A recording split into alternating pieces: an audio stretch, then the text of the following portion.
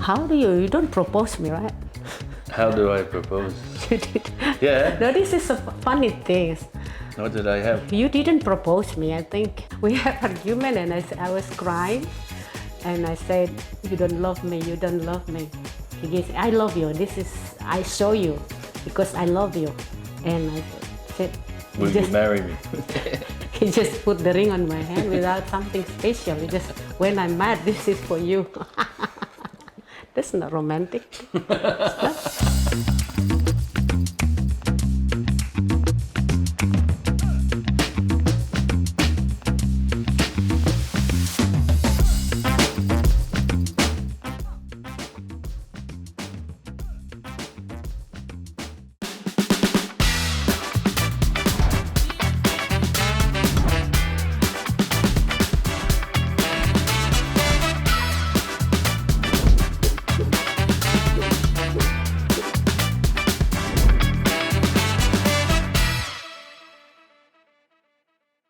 Wis nasibe kudu koyo ngene.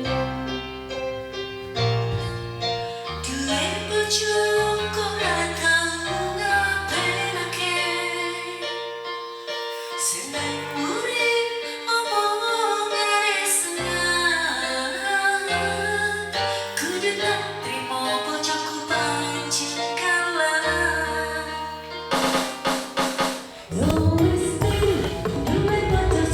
I heard my wife's doing karaoke. Let's join her.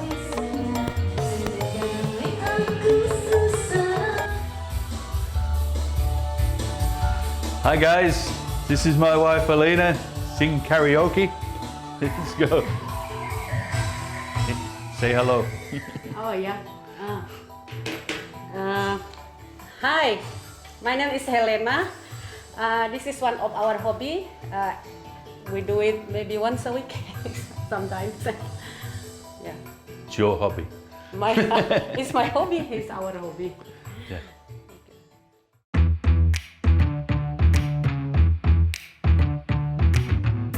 How we can find? How you find me, or I find you?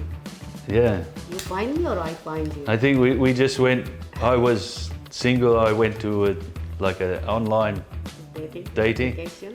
And I think No, I click you first. click on me. I click on him first. I have the sense of feeling that he's a kind person, he's a good person, honest, and he also is a little bit close, introvert, yeah, introvert. But when I'm with him, he can talk, he can share a lot of things, and I think we are just matched.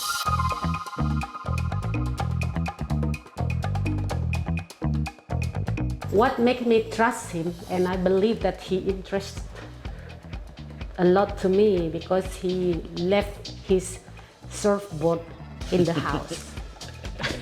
What? Bed. What? Off the bed. Oh my God! His wife kicked off the bed. New surfboard. You wanna sleep with the surfboard? Yeah. So you kick me out from the bed? Oh my God! Because I have a friend who's also married with the surfer. He said when man leave the surfboard with you, it means he already trusts you. He will come back to you again because the surfer will not leave his board without trust. Correct. And when we met, maybe after few months, and I asked him, I said, what is your next step? Are you serious with me? And I asked him about the next step after maybe third met, and I said, we have to make commitment. And what is the commitment? So he started looking for the houses for us to live, yeah. And he said he wants to live with me, but I said I can't because this is not a culture that we can live together in Indonesia. So we have to find somewhere, and maybe we go for engage or marriage or something. But this is still too early for us. But then we start to thinking, why don't we just renovate the house? And before we got married, he started thinking about renovate my house. I said, we not even get married. Why you want to renovate my house? He want to renovate my house. I said, you can't live in the house after you renovate the house. So what is the value? What the benefit for you to renovate? And he said, okay, we'll think about the next step. I want this house to be looking good. Show commitment. Yeah, was to show the commitment. And he renovated the house. He was in Iraq. Yeah, it's far away, and I live in Indonesia, and he start destroy the house. Destroy the house. It's not something like, wow, it's amazing for me, because he's not even married and he start renovate my house. So I think, well, he is not trying to play game.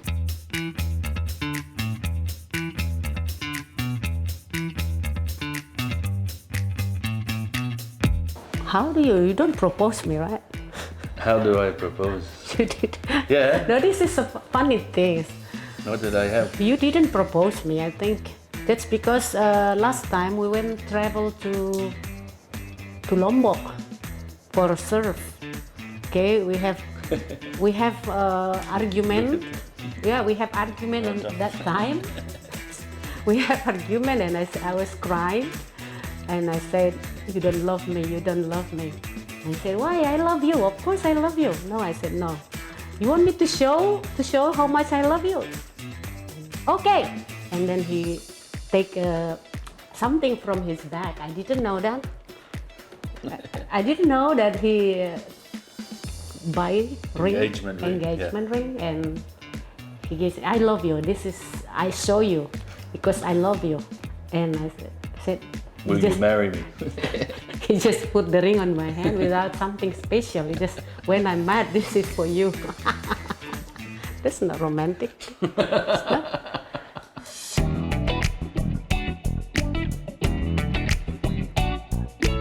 Oh, the reaction of my mom, especially, because my mom, first thing when I was decide to marry with foreigner, mom was so scared or worried.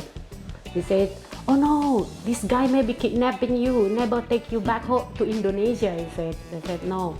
But I said, no, it's not that bad, it's only on the movie. So, but then my mom still cannot accept that I'm going to marry him. So my mom was upset for 1 year. She didn't talk to me. But then because he's a very nice guy and he showed that he cared about me and renovate the house, show everything, and the kids, yeah, the look family, after the kids, the family, and so slowly, and mom understand and mom loves him.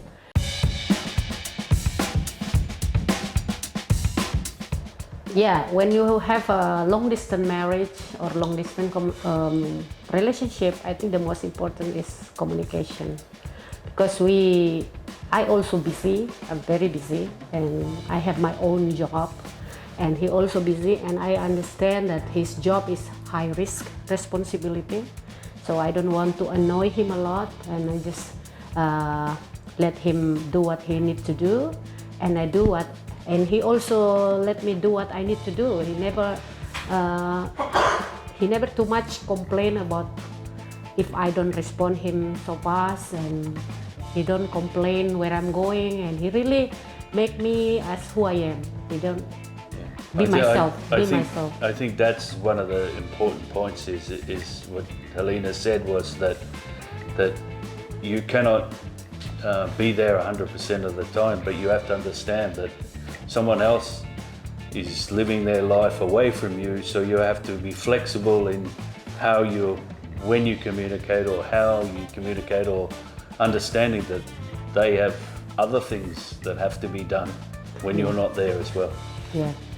Okay, I want to say after 4 years of marriage, it's been the best 4 years for many, many years, and I'm hoping that we have many, many more too.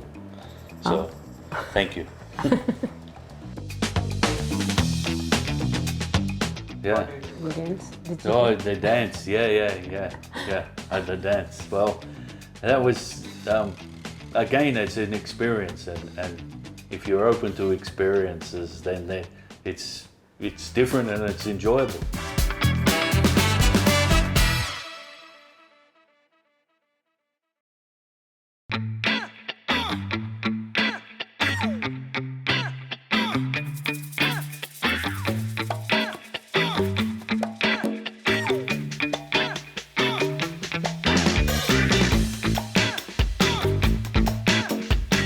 Yeah, I've joined, and it was the party and My mom. the whole village, and it was very interesting. I didn't expect it to be so big and so much formality and so much organized. It was very structured in how they run the party, so that was quite surprising. And then I was surprised also with giving money to everyone, and so Saweran. yeah, so that was something I wasn't expecting. And so many family members too. Yeah, meet so many families. Everyone want to meet me, and then I cannot remember The name. 2 names, let alone 55 names. So it was very interesting. Yeah, he was surprised with because I went in the village, people so much respond, or they come to the house just to see him. So he's a little bit nervous. What is it? Because and so many family members, uncle, auntie, nieces, and so many. And he said, "Who is this? Who is this?" I have to explain one by one, but he can't remember. Why so many people? So that was surprised him. That's the most, because I said, this is Batak. We are so many family members from the top up to the youngest. Yeah, we are gathering together when make party.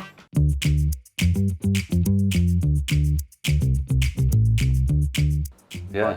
You dance? Did you? Oh, the dance, yeah.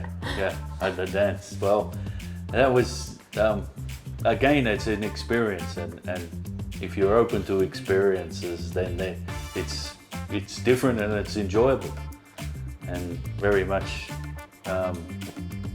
fun or something different. Like this. This.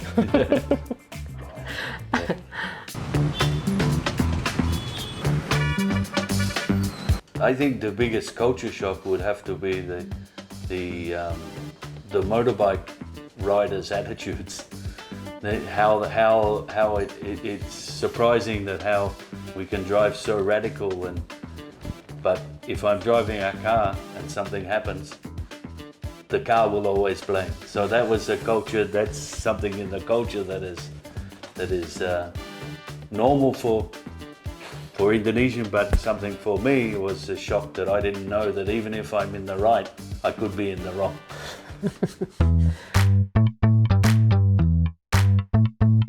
I guess the other, one of the things was that I've never experienced that every corner or every place you park, when you're coming out, you're paid. Someone, even though I know how to drive and I can have rear camera and mirrors, but then someone is there ready to take money. Even in every corner too. Yeah. In the street, you know. So that's something, I guess, it's culture normal for Indonesian, and they accept that and they know that. But when I came here, I was like, hang on, why I'm going to give them, even if it's only a little money, it's something that you learn, and that's it, and you know how the process works, so then you accept it. It's not really called culture shock, but I saw the difference between how I call my mother-in-law and how he called my mom. Because when my mom come here, he asked me, "What is your mom name?" I said, "What is that for?" "Because I want to call your mom." "No, that's not the way we call mom. You should call my mom is mom. You don't need to call my mom with her name. But it's different when I went to Australia to meet my mother-in-law. They want me to call their name, so which is not normal for me. It's still weird when I call my mother-in-law and 8 years old, I have to call her name. It seems like it's not normal. So I said to them, can I call you mom? Can I call you dad? Because it's not normal for us in our tradition, in our culture. We should call someone older than you, or especially our parents. And now you are my parents, so I would like to call you mom and dad. And they said, oh, okay, no problem. And they said, no problem. That's the difference that I found since we've been together. I think this is the reason culture shock then me and him happened since we've been together in Indonesia. Because 2 weeks ago he was hospitalized in the hospital. I was thinking that as I'm his wife, I would like to accompany him in the hospital. But what happened after all the administration, all the antigen that I have done, I get into the room and he asked me, why don't you go home? I said, why I go home? I already done my antigen. I want to stay and accompany you. And he said, no, you just go home. No problem, I can stay. And I said, why do you want me to go? You don't want me to be here? He explained to me and he said, no, this is not normal in Australia. You should stay alone in the hospital. The hospital will not let anyone stay in the hospital unless visitor. Is that right? Yeah, just visitor hour. Yeah, So just they visitor have hour. Small hours you're allowed. So you're not allowed to sleep in the hospital because he said that's not normal to see me sleep in the sofa bed. And I also explained that's not the culture also in Indonesia. When your husband sick or your family or a kids sick, no one stay or look after in the hospital. So then you make a deal. And So that's a difference. Yeah. it's the different, and he said, okay, you can stay. I have no problem to stay. No problem.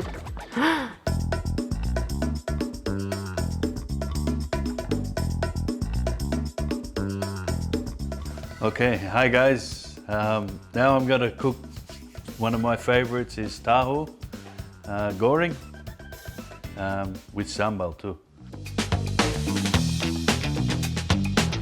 You remember when we went to the Mccormack, village? yes, When we yes. went to the village, Very nice. in traditional market we have Yeah, migoma. we have Mccormack. Yes. Yeah. Yes, very nice. I like Mccormack very much.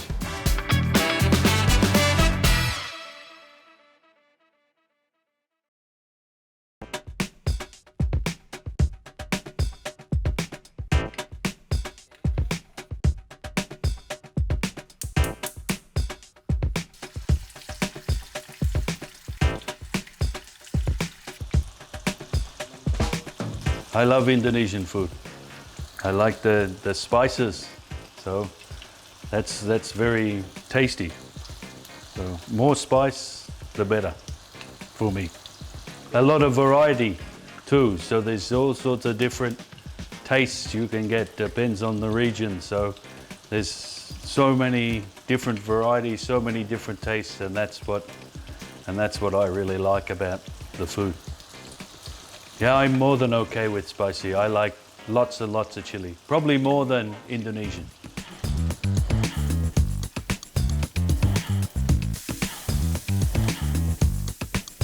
I like tempeh tahu, finger food, satay.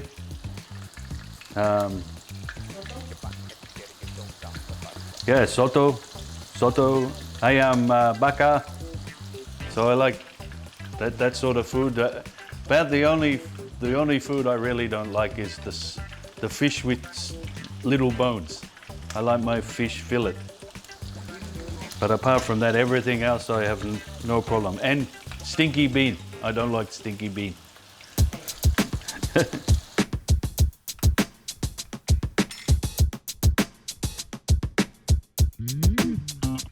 Okay.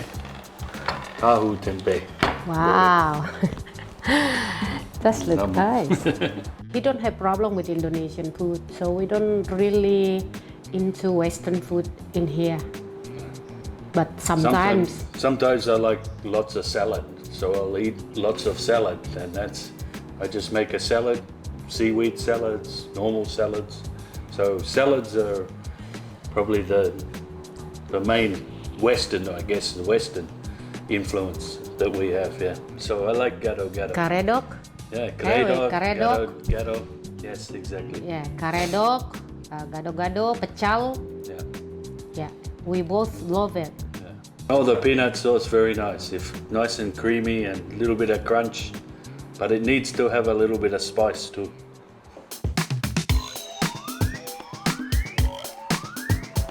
You remember when we went to the Mccormack, village? yes, When we yes. went to the village, Very nice. in traditional market we have Yeah, we migoma. have Mccormack. Yes. Yeah. Yes, very nice. I like Mccormack very much. The taste is, I like, but I have to put more spice in for me. But the taste is lots of different flavors, and that's the thing. I think with Indonesian food, there's lots of different textures and different flavors, so that's why I like it.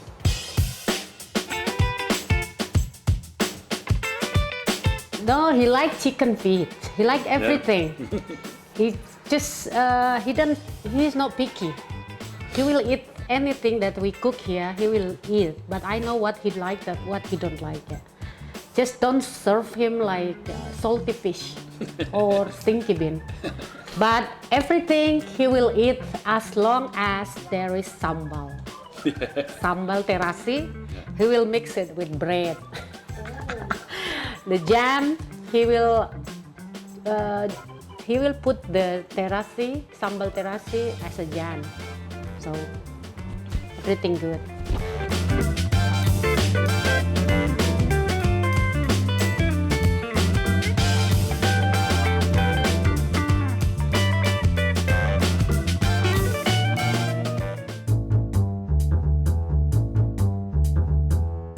Okay, go. Okay. Tips, I guess, patience. Be willing to wait for the right process. Be willing to wait to meet the right person, I guess, and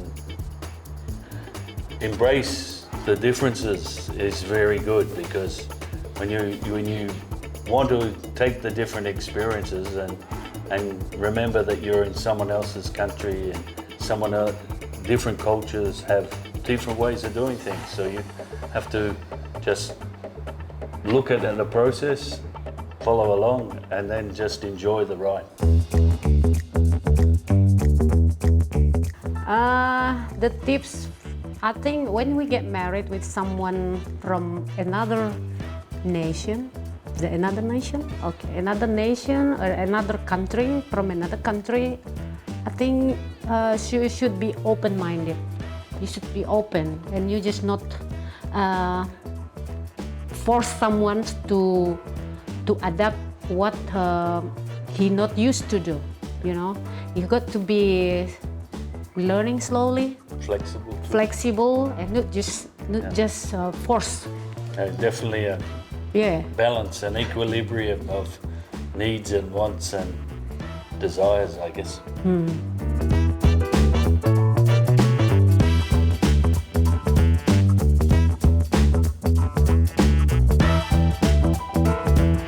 Mixed marriage, enjoy the best of both cultures.